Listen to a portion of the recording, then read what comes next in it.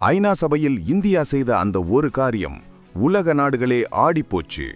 America உள்ளிட்ட நாடுகள் எதிர்பார்த்ததற்கு மாறாக இந்தியா எடுத்த அதிரடி முடிவு என்ன? இது உங்களுக்கும் தெரிஞ்சாகணும். ஈரானில் நடந்த மனித உரிமை மீறல்களுக்கு எதிராக ஐநா சபையில் ஒரு முக்கிய தீர்மானம் கொண்டு வரப்பட்டது. 47 நாடுகள் கொண்ட இந்த கவுன்சிலில் பரபரப்பு தொற்றிக் கொண்டது.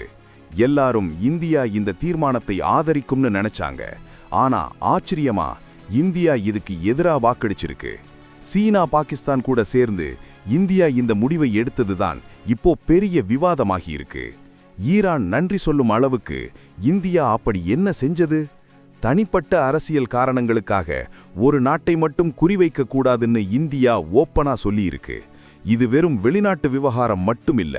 இந்தியா ஈரான் இடையே இருக்கிற சாபகர் துறைமுகம் மற்றும் வர்த்தக உறவுகள் நம்ம பொருளாதாரத்துல பெரிய தாக்கத்தை ஏற்படுத்தும்.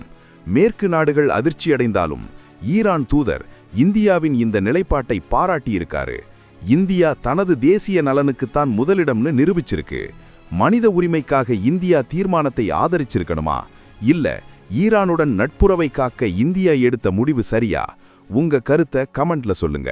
மறக்காம சப்ஸ்கிரைப் பண்ணுங்க.